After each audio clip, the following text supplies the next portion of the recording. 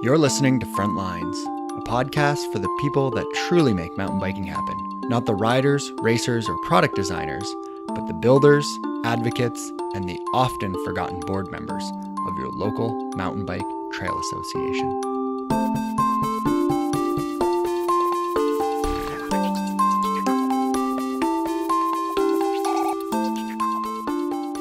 This episode, we're going to take a closer look at Parks Canada, a federal land manager with over 407,000 squared kilometers or 157,000 square miles.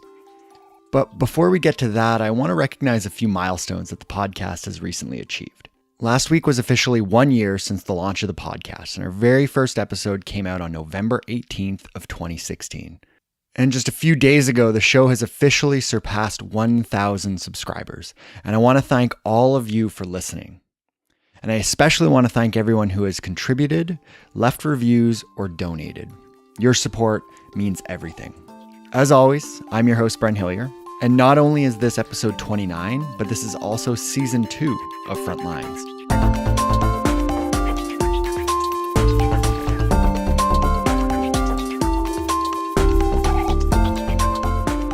Before we get to my interview with Mark Schmidt, I'd like to announce the second recommendation for the Frontlines Book Club.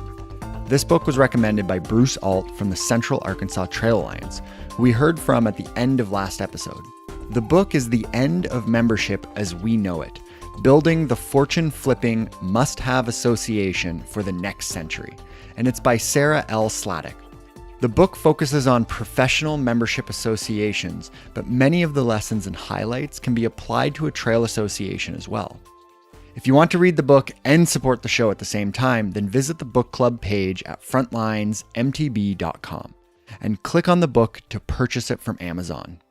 If you're looking for a gift for a fellow board member or perhaps something to read over the holidays, then I highly suggest it. And our very first episode of the new year will be on the topic of membership. My guest will be Tom Stussy, Executive Director of the Vermont Mountain Bike Association, which is a statewide chapter organization in Vermont. And if you have a future recommendation for the book club, I want to hear it. Send me an email. Now, this episode, I'm joined by Mark Schmidt. He's the Visitor Experience Infrastructure Advisor for Trails at Parks Canada. Hi, Mark. Welcome to the show. Thanks for having me, Brent. Parks Canada has been around since 1911, and obviously that's before mountain biking. But are you able to give us a brief history of mountain biking and within Parks Canada and how that all started and how we kind of got to today? You know, I know a lot of land managers, they've created kind of policies, and then all of a sudden you introduce a new user group and those policies have to catch up. So I assume that Parks Canada kind of went through a similar process, but when did that happen and how did that get to the point that Parks Canada is at today? Yeah, for sure. So bikes have actually been on trails at Parks Canada for, I guess as long as you could probably ride a bike. But it wasn't until about 1985 when Banff National Park started to recognize a considerable amount of bicycles using the trails. And so in 1985, a management directive was written that officially permitted backcountry trail bicycles to access trails in our national parks. And that management directive is really what sort of shaped the future of mountain biking for Parks Canada. But in 2010, we decided that the 85 version of it was out of date. So back in August of 2010, we actually released a new mountain biking guideline. So we scrapped the word backcountry trail bicycling, called it mountain biking, and we actually did what we refer to as an activity assessment process. So we actually went through a process of determining, what is acceptable about mountain biking. We actually broke mountain biking down into a variety of different disciplines of mountain biking, like cross-country mountain biking, downhill mountain biking, skills parks, and what we called at the time free ride mountain biking, we're now calling sort of technical trail riding. And we actually approved all these different activities, and now we have a national document, so a national guideline for mountain biking. And then we work with all the local sites to actually create the mountain bike opportunities if they want. Not every Parks Canada site allows or has mountain biking, but for those sites that do want it and do encourage it, we've got a pretty good set of guidelines to allow for that. And so what types of mountain bike experiences, you kind of touched on a few, but within different parks, like what are those different types of experiences? Like you said, skills parks, you mentioned cross country, you mentioned kind of downhill, but are we going from your basic kind of kids pump track all the way to like backcountry experiences as well? Yeah, pretty much. I suppose the sky's the limit. Our activity guidelines actually outline the different disciplines that we allow and where we allow them. Parks Canada's actually got a zoning process. We've got 5 different zones within Parks Canada, and we basically broke down each of these zones by discipline. So just as an example, traditional cross-country mountain biking, that's actually permitted in any one of our zones, including wilderness zones. Providing there is a trail infrastructure to use or to ride. And cross-country riding, that ranges from our front country trails, or let's just say in Banff National Park, we actually have a series of what we refer to as preferred use mountain bike trails on the Tunnel Mountain Bench. So trails like Top Notch, Star Wars, Return of the Jedi, these are they're multi-use trails. They're open for hiking and for biking, but they are preferred use mountain bike trails. We also have pump tracks. We just actually opened a brand new pump track up in Fundy National Park in New Brunswick. Fundy National Park is actually trying to get recognized as an IMBA Canada ride destination. So they're building again preferred use mountain bike trails that are some of the multi-use trails. They're developing a little skills park, a pump track. They've invested quite a bit of money in actually developing a mountain bike facility within the park, including things like a new, in the parking lot, they've actually got those bike repair stands. They've got bike locks. They've got changing facilities and washrooms. So they're really trying to cater to the mountain biking. We also have bike parks, and Revelstoke National Park has actually got as far as I'm aware, the first ever kids learn to ride interpretive mountain bike park. And by interpretive, I mean you ride your bike, or kids ride their bikes or their run bikes over top of the like a teeter-totter, but the teeter-totter is actually a large dragonfly, and the wings are the actual pivot point. So kids are learning how to ride bikes, learning how to build skills and technical ability. At the same time, they're actually learning about the park and about the banana slugs that are in the park, or what to do if you see a grizzly bear on a trail. So very cool opportunity there, and that's something we're really pushing. The one discipline of mountain biking that we do not allow, or we do not offer, I should say, is downhill specific trails at our ski hills. So Parks Canada does have a few ski resorts within our boundaries, and currently we will not open those ski resorts or those ski hills up to purpose downhill destinations. That doesn't mean we don't have downhill trails. We do allow for the ability to drive your car to the top of the trail and then ride your bike down it. So I think for the most part we pretty much cover, I'm not going to say all disciplines of mountain biking, but some of our sites, like I mentioned, Fundy National Park, they are wanting to become a mountain bike destination. And in order to do that, they're trying to create diverse experiences for a wide range of mountain bikers and of cyclists. So, looking at family cycling as well, gravel trails or paved trails, all the way up to some of these preferred use trails. So there's a trail called the Whitetail Trail, which has been rebuilt. And is an incredibly fun ride. You can park at the Chignecto campground, which is actually on top of the escarpment, and you ride your bike all the way down to the headquarters area of the park. It's a great experience in the park. We also do allow, and we do have some parks that have trails with technical trail features on them. I mentioned in Banff already, Banff National Park, there's a trail called the Top Notch Trail. It's got a series of wooden turning platforms and little wooden features to get you up and over some of the unique rock formations. They've also incorporated a lot of natural enhanced technical features by going over rocks or, building rock causeways to add some enjoyment to the ride. Another trail in Banff called Star Wars actually has some log rides in it. There's actually a wall ride. So, depending on the location within a national park, we can offer a wide range of different activities. The one type of mountain biking that we're really trying to create right now are those big backcountry adventures. So those alpine rides, those sort of those iconic photos of Parks Canada mountain ranges. And we'd like to have some places where you could actually experience those opportunities on a mountain bike. One trail that's in Kluane National Park called the Cottonwood Trail. It's technically a hiking only trail. At times of the year, though, they have provided permission to go mountain biking on it. And in total, it's about a 65-kilometer long ride with two pretty significant passes that you have to ride through. And we're also looking at a few other of our sites for some more of these, big alpine rides, which is something I'm really excited about, something I'm really pushing for. Recently, we actually have introduced fat biking for winter riding. A lot of our sites do have winter offers. And we've noticed that in East Coast and through Central Canada as well, like Riding Mountain National Park has actually got a fantastic winter offer and the ability to ride. So we actually have a rental program now where you can rent a fat bike. You can try a fat bike out for free. You can rent it for the day. And we are purpose grooming trails for fat biking in the winter too.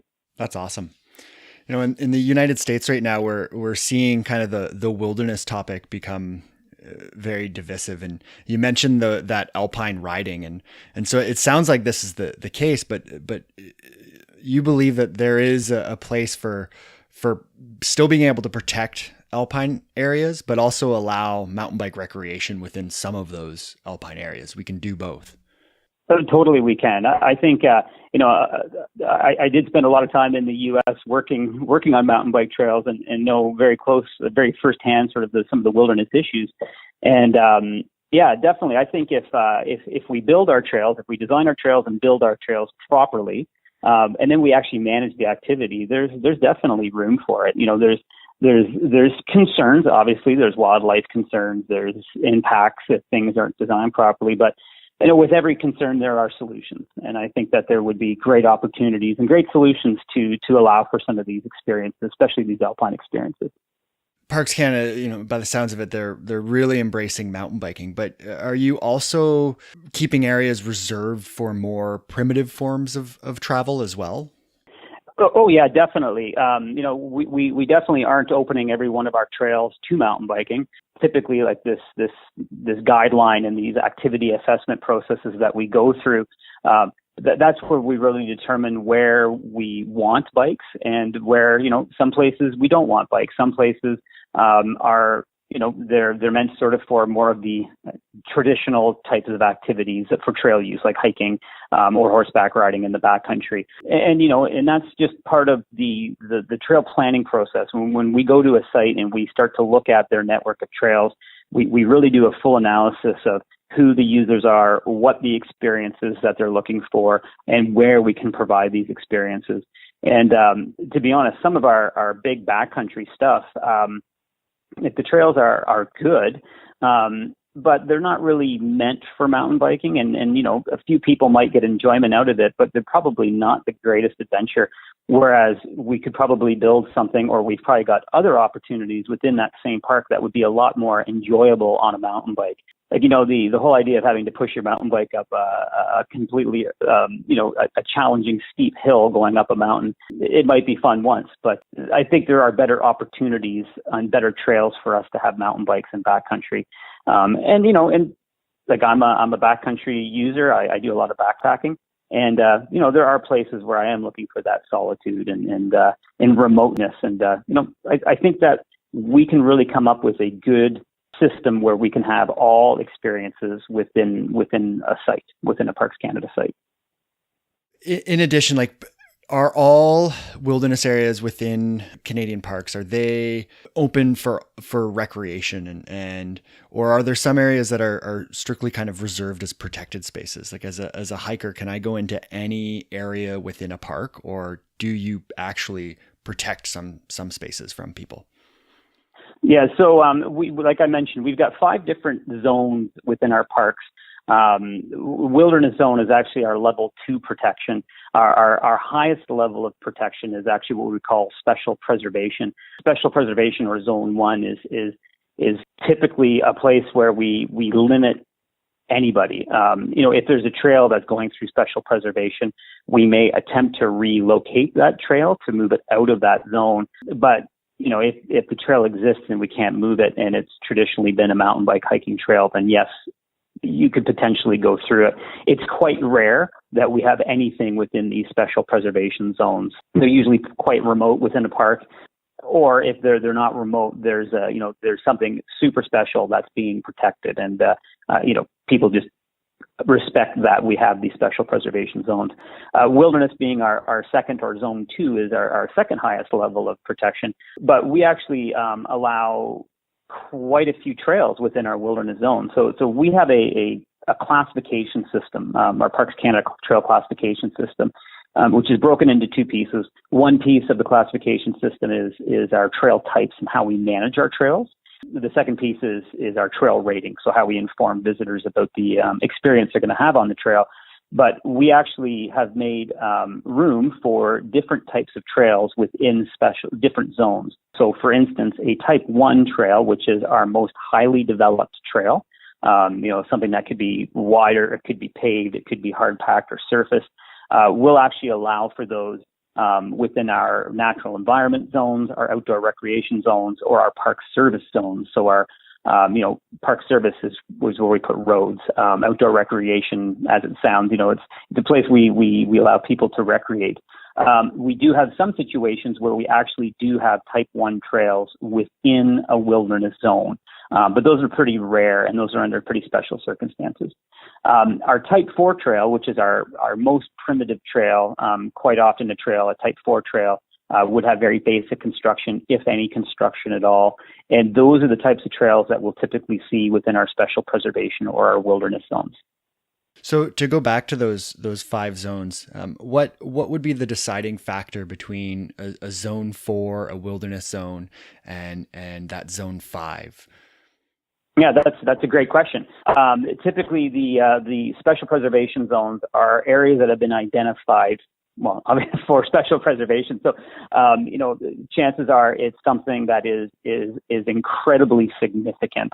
And, if disturbed, so it could be an endangered plant, let's say, or a type of feature that we find in the landscape that can only happen in one location. So that's where we provide this specific level of protection under the special preservation zone. What normally sets those, or what identifies those, is we at Parks Canada, we're pretty lucky. Like I work for the Visitor Experience Directorate within Parks Canada, but we also have a Resource Conservation Directorate. And basically, where I'm trying to create these incredible opportunities for visitors who come to our site, I work, fully integrated with our resource conservation team, and they're the ones who identify all these locations, these special preservation zones, and they're all identified within our park management plans. Even before we can really sit down to do the significant planning or replanning of our trails and trail networks, we consult with that management plan. And in that management plan is where those special preservation zones are located. Some of our sites, like Wood Buffalo National Park, as an example, it's an incredibly huge national park. It's the size of Switzerland. It's enormous. The majority of that park is special preservation. But if you actually go up to that area, the visitor experience, the place you actually visit within the park, is only a small fraction. But because the park is just so enormous, even that small fraction that you get to witness gives you a full example of what the park is all about. So the idea behind special preservation is not necessarily to block off a park from people. It's actually to protect these special places. And we cater to all the other uses and visitors throughout our other zones. So typically these things, like I said, are set aside because of something so significant that we just don't want people going there at all. I think you've mentioned all of them already, but just lay them out for us. What would be a zone 1, a zone 2, and a zone 3? Sure. Yeah. Zone 1, which is our highest level of protection, that's special preservation. Gotcha. Zone 2 is wilderness. And when I talk about these zones, these are Parks Canada specific zones. These don't necessarily apply to Crown lands in Canada or provincial lands in Canada. This is federal parks land, which is national park lands. So Zone 1, special preservation. Zone 2 is wilderness. Zone 3 is natural environment. Zone 4 is outdoor recreation, and Zone 5 is park service.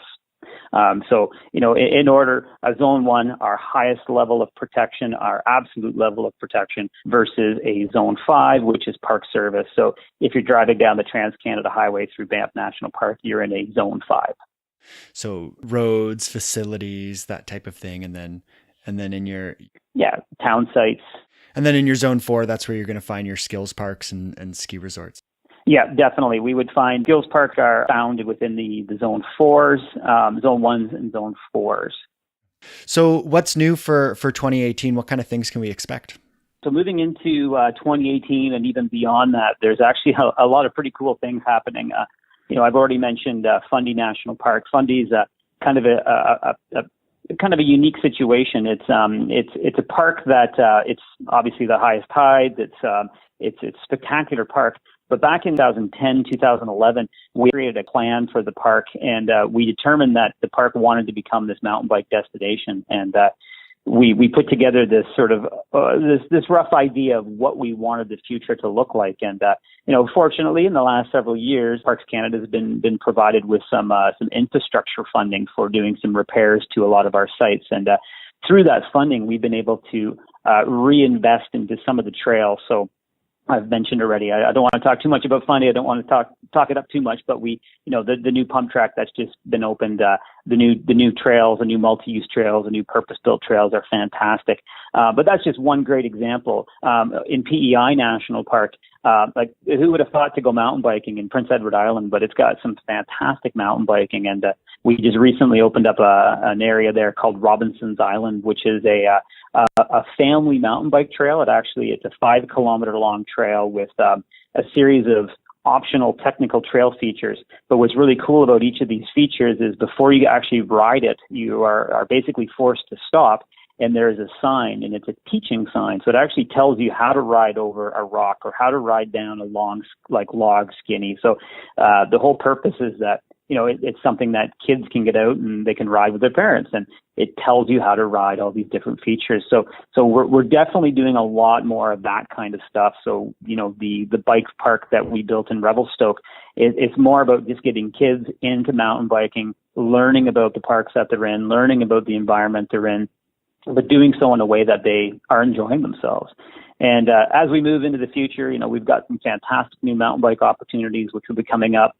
We've also got some great new proposed trails, the Pacific Traverse Trail, which is a new paved trail which will connect the town of Tofino to the town of Euclid on Vancouver Island. I know it's not mountain biking, but it's a pretty spectacular opportunity. And one trail that we're currently in the works with considering is the Icefields Trail, which will, if completed, would actually join the town of Lake Louise to Jasper. And it'll be about a 250 kilometer long cycling trail, which will, propose to take a couple days, and it will allow you to ride a bike from campsite to campsite and, take a couple days riding up the Icefields Parkway. So a lot of really neat new cycling opportunities that are coming out. And, if I could look into the future, I guess sort of some of the programs that I would like to see is more youth development programs. We're currently looking at the Single Track to Success program, which is the Indigenous Youth Mountain Bike program out of Carcross, Yukon. We're looking at how we can sort of integrate some of those ideas into the work we do to create more opportunities for mountain biking. How can people have a look at what's going on within Parks Canada? I assume you've got a website, but is there any kind of interactive maps that people can look at? Yes, we do have the Parks Canada website, and you can actually go onto our website right now, and you can download our mountain bike guidelines. It talks about the zones. It talks about where technical trail features can be located, and so you can download that right away. All of the resources, the trail building resources that we create, we just released our new trail principles, which is sort of our overarching document for understanding trails. We're working on a variety of other guidelines and standards. All of those are available. You can either, if you can't find them on our website, you could just email Parks Canada. You can email me at Parks Canada, and I'm happy to share that. So getting that information from us around how we manage things is quite easy. In terms of the actual interactive map, we're currently working on collecting all of our data for our trails. If you go to, let's say Prince Albert National Park's website, you can actually look at the map that's there. It's not an interactive map, but it's something that we're working on and something that we're hopefully going to get around to having released soon. Awesome. Well, I'll definitely include a link to some of those documents in the show notes and to the website. Thanks so much for taking the time to chat with me. I really appreciate it. Hey, no worries.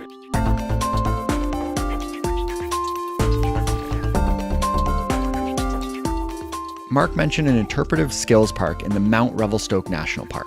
I had a chance to sit in on the discussion with the park's creator, Susanna Ria Drydinger, while at the BC Mountain Biking Tourism Symposium this year. The following day, I drove by the Beaver Lodge Kids Bike Park and snapped some photos. Those photos are posted up on Trailforks, and there's a link to that in the show notes if you want to have a look at it yourself. All I can say is this is the most amazing skills park I've ever seen, and definitely will include further details in future episodes when we dive into the topic of skills parks more. In the show notes, I've also included links to the documents that Mark mentioned. We'll be taking a bit of a break from our discussion on wilderness, and we'll be scratching the surface of another big topic, and it's one that I plan to circle back on in the new year. My guest is going to be Drew Engelman. He's the sales and marketing manager for Yamaha Bicycles. And if you have questions, you'll need to get them in by December 1st. You can send me an email or audio file to frontlinesmtb@gmail.com. And you can find the show on Facebook, Instagram, and Twitter at FrontlinesMTB. As mentioned at the top of the show, you can support the podcast by purchasing the latest addition to the Frontlines Book Club, The End of Membership as We Know It. I've included a link to that page on frontlinesmtb.com in the show notes, and you can also find a link to support the show via PayPal. This show depends on financial support from you, the listeners. The show will always be free, but we do depend on those donations. Before we end the show, I want to speak about one last thing. Back in episode 23, I spoke with Steve Sheldon of the Tri-Cities Off-Road Cycling Association.